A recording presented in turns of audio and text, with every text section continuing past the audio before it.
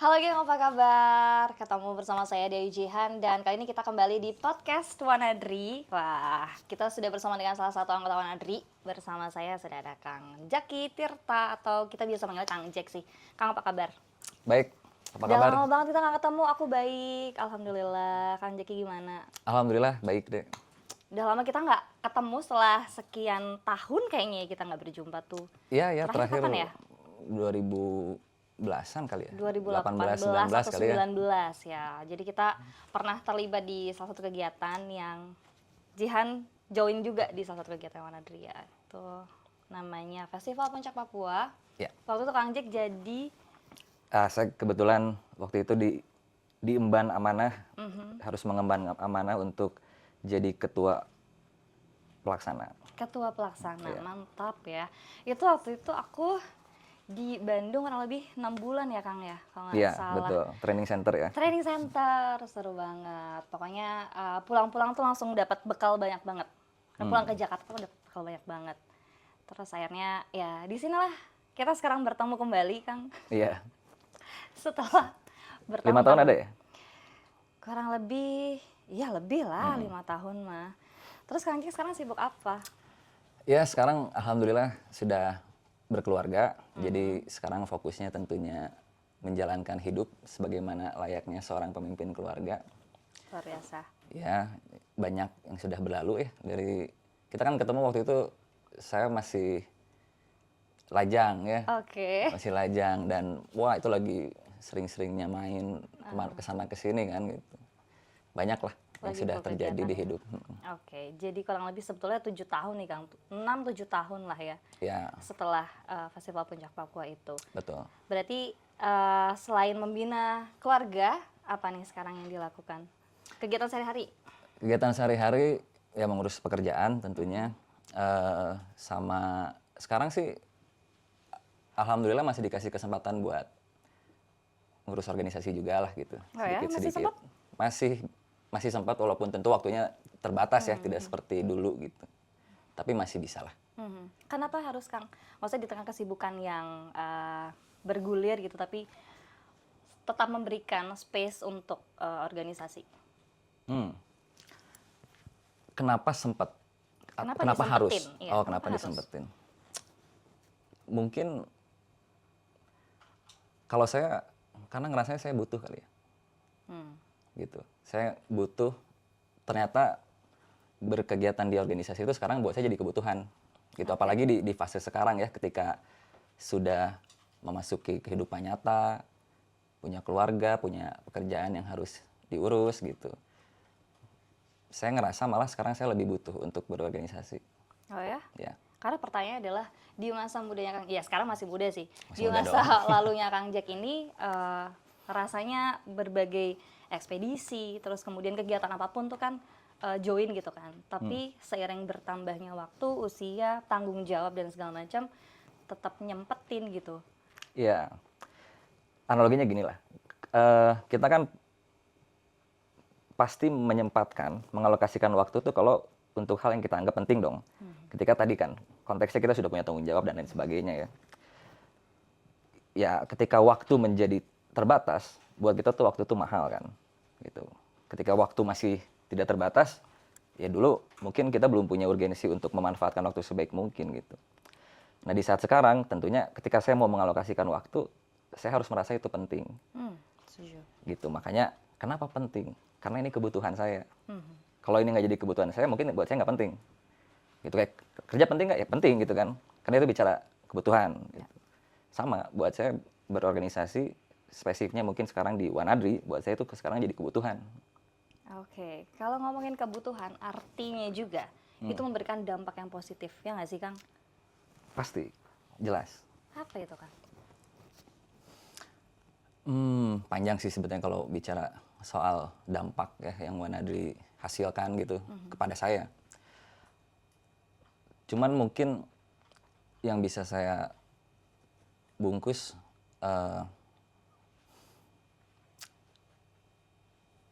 ketika kita ditempa oleh permasalahan hidup, dinamika ya, hidup pasti punya dinamika lah ya gitu. Tentu.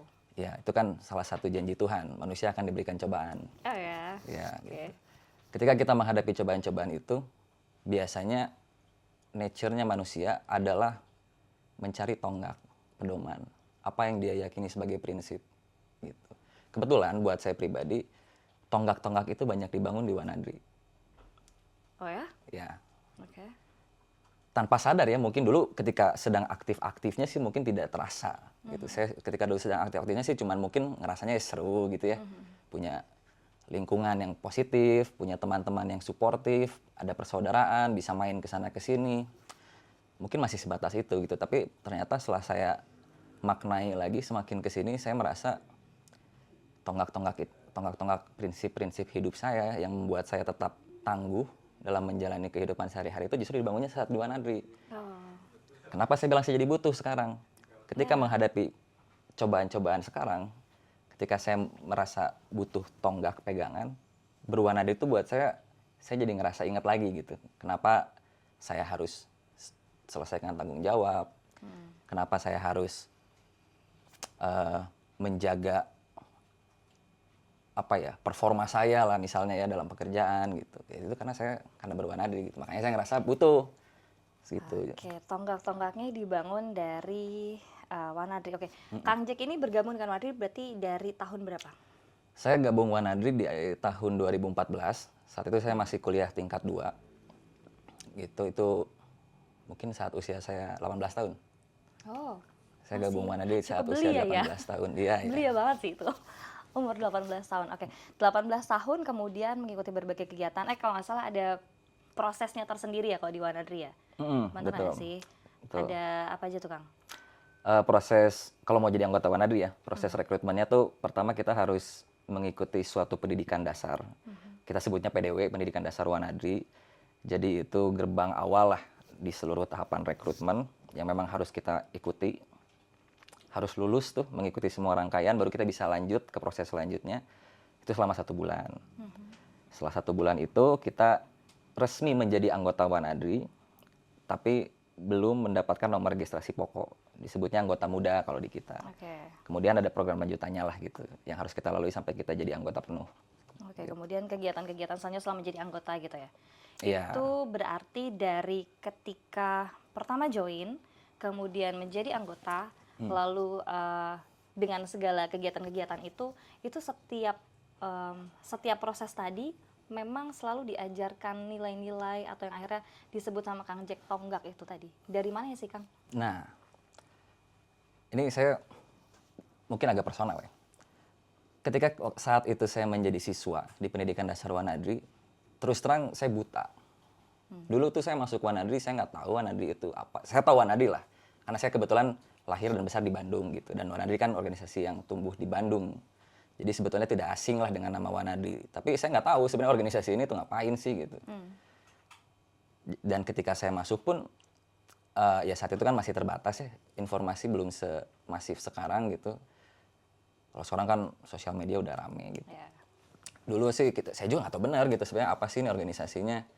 Cuman entah kenapa menarik gitu buat saya saat muda gitu waktu itu ya, sekarang juga masih muda ya. Cuman saat remaja saat itu tuh Oke, kayak tapi di menarik mata gitu. anak yang sangat muda, 18 tahun, apa yang membuat Wanadri begitu menarik?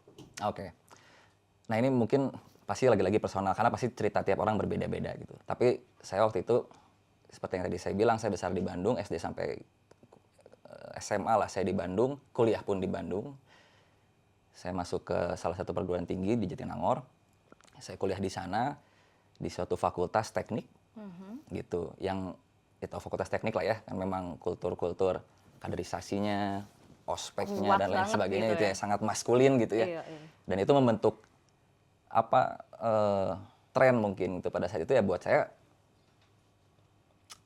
kalau mau keren gitu ya, itu kan siapa remaja yang nggak mau keren kan? Kalau remaja normal harusnya kan pengen keren ya. Gitu. Oke. Dulu nggak yang keren-keren tuh yang seperti itu gitu. Di tempat fakultas saya kuliah udah cukup keren sebetulnya saat itu di lingkungan kampus. Tapi ketika ngelihat anak-anak Wanadri menurut saya lebih keren. Kok ini lebih keren gitu? Itu jadi penasaran sebenarnya ini ngapain sih gitu. Itulah yang akhirnya memotivasi saya untuk masuk. Jadi mungkin kalau dijawab konkretnya aktualisasi. Aktualisasi diri. Aktualisasi diri. Itu kan usia-usia segitu kan fase kita untuk mencari aktualisasi diri kita kan gitu. ya kita mencoba masuk ke wadah-wadah yang relevan dengan nilai-nilai yang kita sukai gitu. Buat saya saat itu kebetulan Wanadri gitu. Oke. Tadi dibilang sama Kang Jack tuh anak-anak seumur gitu lagi pengennya jadi keren. Tapi kenapa jadi keren harus dengan cara berhimpun? Ada banyak cara, Kang. Ngapain lah gitu. Tapi kenapa harus dengan berorganisasi, terlibat atau bergabung dengan perhimpunan? Itu kan entahlah, mungkin di sebagian mata anak muda kayak repot nggak sih? Menghabiskan banyak waktu, berkegiatan, terus ya begitulah. Gimana, Kang? Oke. Balik lagi ya. Ini kalau bicara ini pasti akan subjektif karena tiap generasi itu punya Sudut tren. pandangnya Ya. sendiri gitu ya. Kebetulan di saat saya usia segitu, pilihan kita mungkin cukup terbatas untuk mengaktualisasi diri. Ya dulu udah ada Instagram, udah ada belum ya? Media sosial kayak belum deh, Kang. 2014 sudah ada dong. Tapi masih terbatas, nggak yang semasif sekarang kayak benar-benar Ya, semua hal betul. tuh tercapture dalam media sosial. Gitu. Nah itu, kalau sekarang kan bisa jadi itu juga jadi beberapa kanal kan buat mengaktualisasi diri gitu. Saya nggak tahu ya, saya juga nggak bukan di situ bidangnya. Cuman mungkin banyak juga orang yang tampilan di media sosialnya seperti apa, supel, ramah, tapi aslinya bisa jadi dia nggak punya teman kan gitu. Tapi buat dia itu cukup gitu, buat mengaktualisasi diri dia gitu. Nah saat saya usia 16 sampai 18, terbatas pilihannya, hanya apa yang bisa kita jajaki dan kita lihat secara langsung gitu. Waktu itu ya organisasi gitu, yang nyampe nih ke mata saya gitu. Dan kenapa masuk Wanadri? Memang di kampus nggak ada organisasi, ada gitu. Justru karena saya mencari tantangan yang lebih saat itu gitu. Di kampus ya mungkin kan homogen ya kampus tuh. Isinya kan mahasiswa semua. Usianya relatif sama. Di Wanadri itu kita heterogen. Seheterogen apa? Nah, ini satu angkatan saya itu, ini teman-teman angkatan saya nanti bisa koreksi lah. Tapi seingat saya ya, ketika kita PDW itu ada yang paling muda baru lulus SMA. Dan ada yang paling tua udah usia 40-an. 42 apa 43 lah gitu dia. Gitu. Saat itu ya, gitu. Jadi angkatan itu kita bisa wide sekali spektrum usia aja gitu. Belum latar belakangnya, ada yang dari luar daerah. Ada yang dari ya berbagai macam background lah gitu. Nah itu tampaknya jadi membentuk suatu environment yang malah jadi lebih lengkap untuk mengembangkan diri. Karena kalau di kampus ya kita head to head hanya dengan mahasiswa seusia, pola pikirnya juga mungkin masih sama, kedewasanya juga relatif sama gitu. Kepentingannya juga relatif sama gitu. Kita pengen punya teman, pengen lulus kan gitu ya. Ketika masuk ke Wanadri saya ngerasa ini another game sih gitu. Poin positif apa yang bisa dibawa dengan adanya keheterogenan itu tadi? Poin positif apa? Ya, saking berwarnanya nih di Wanadri gitu kan. Apa ya poin yang bisa ditangkap dari ragam manusia di dalamnya? Saya pakai analogi ya. Lengkap itu harus banyak. Jadi kalau misalnya kita ingin dapat suatu pengalaman yang secara kumulatif itu lengkap, holistik, variabelnya harus banyak. Gitu. Sama kayak kita kalau mau cari tahu soal sesuatu, kalau kita hanya berdasarkan satu sumber informasi, ya mungkin pemahaman kita terbatas di situ kan.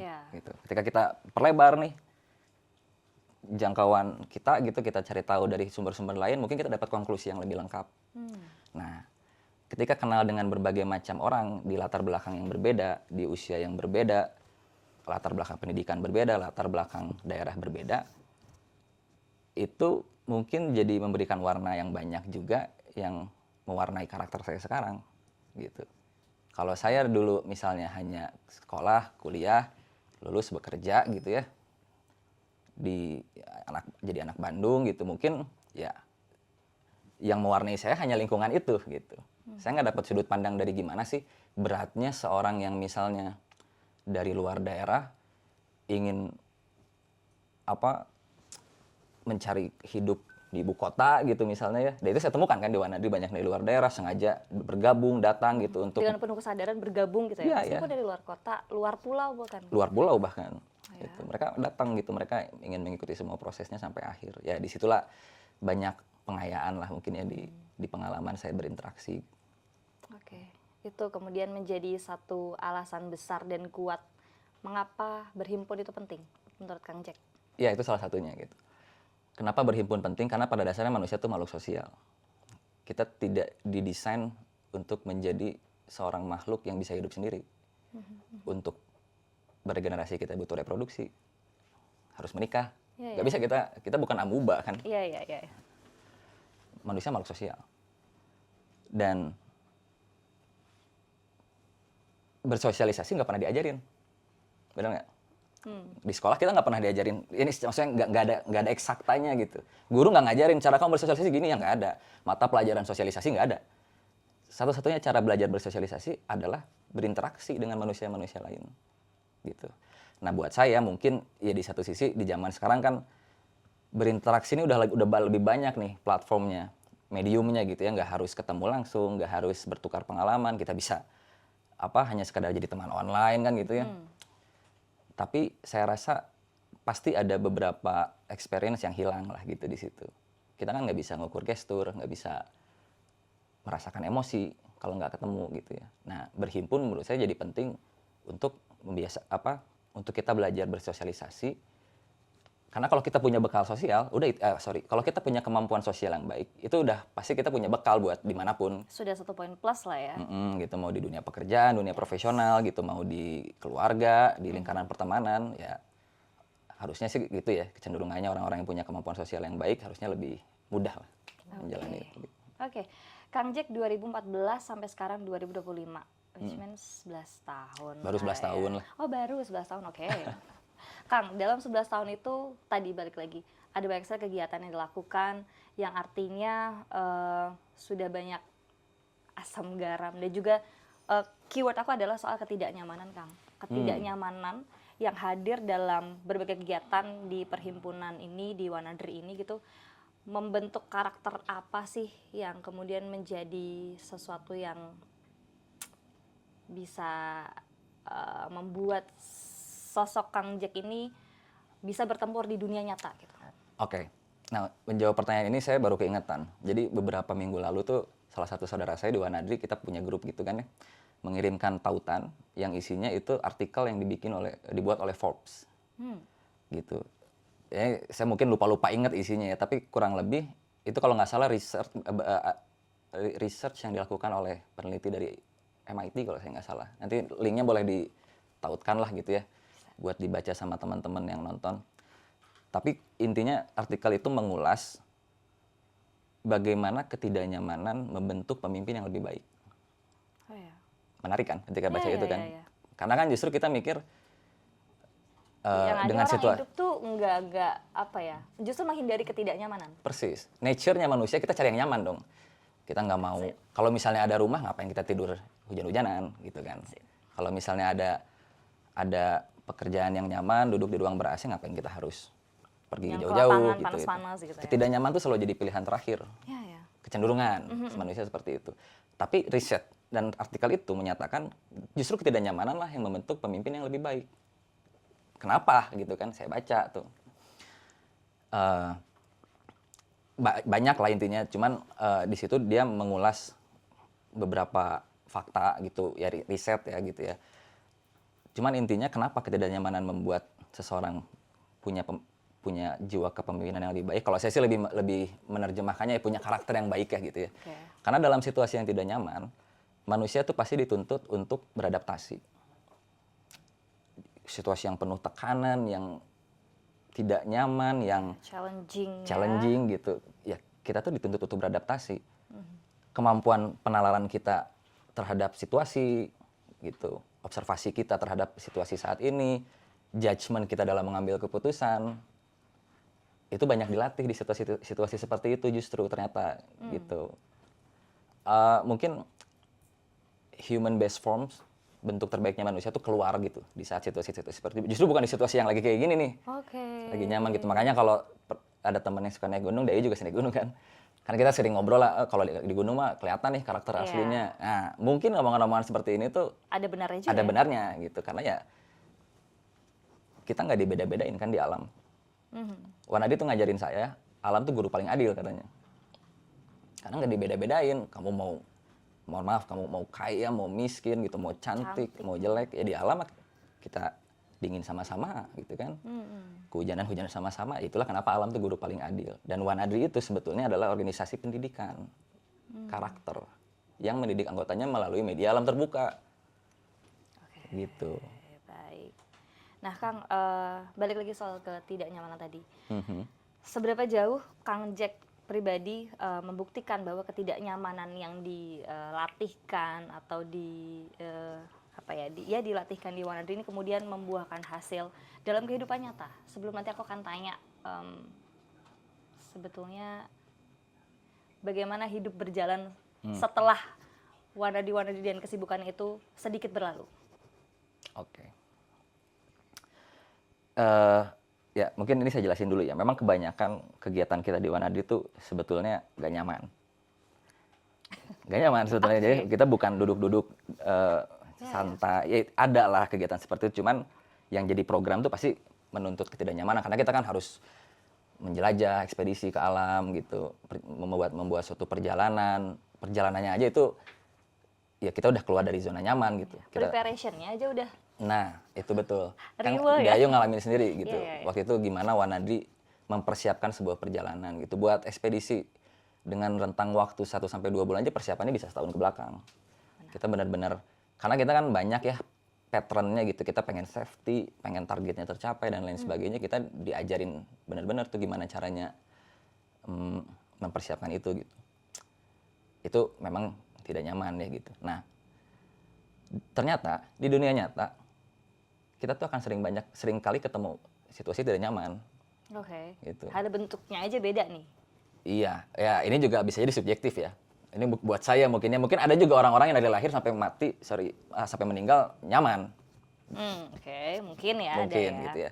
Tapi ya semulus-mulusnya hidup pasti ada kerikil lah. Gitu. Nah, kerikil ini kan yang nggak tahu dampaknya, bisa jadi cuma bikin kepleset sedikit atau memang bikin kita jadi Kecelakaan besar gitu. Nah, dalam situasi yang tidak nyaman itu, apa yang saya maknai ketika berwanadri itu mengingatkan saya bagaimana cara saya mengatasinya.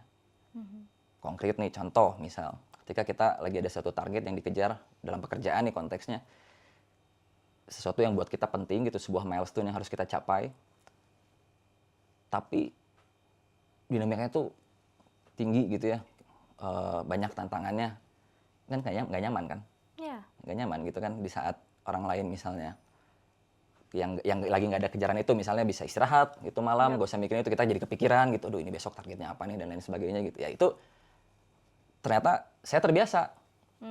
Dengan situasi. Iya, jadi semua dilalui aja gitu ya. Pada akhirnya harus dilalui kan gitu. Ya gitulah. Kurang lebih Dayu. Benar sih. Sebenarnya anyway, aku juga meskipun sedikit bergabung dalam satu kegiatan aja, tapi juga emang banyak sih hal yang dibawa pulang, Kang, kayak termasuk bagaimana bijaksana melihat Hasil. misalnya ya target kita tidak sesuai dengan yang diekspektasikan, lalu Betul. kita harus memilih jalan yang lain untuk bisa mencapai target yang lain. Tapi kan untuk bisa menerima itu kan juga butuh kelegoan, keikhlasan, kebijaksanaan untuk menerima itu. Salah satu value yang aku terima juga dari betul kan Wanadri. di kegiatan kita terakhir juga kan kita juga harus belajar dewasa ya ketika apa yang kita sasar ternyata tidak tercapai gitu. Semesta kan punya cara lah. Ya mungkin itu caranya semesta gitu buat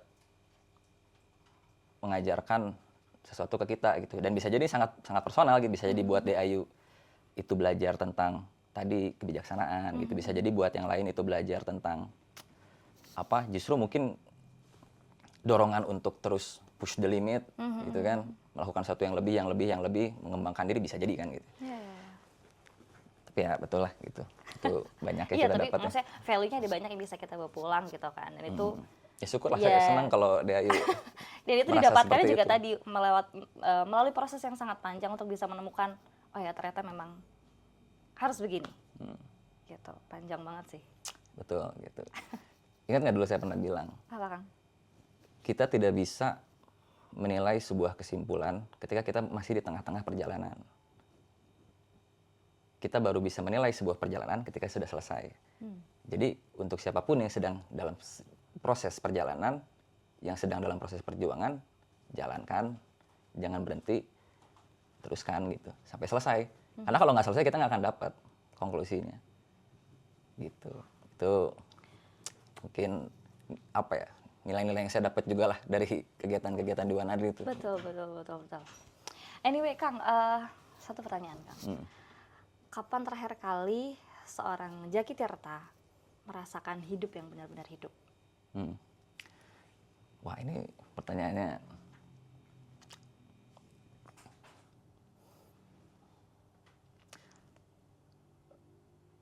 ya, saya mungkin terakhir kali saya merasa benar-benar hidup itu ketika masa-masa saya kuliah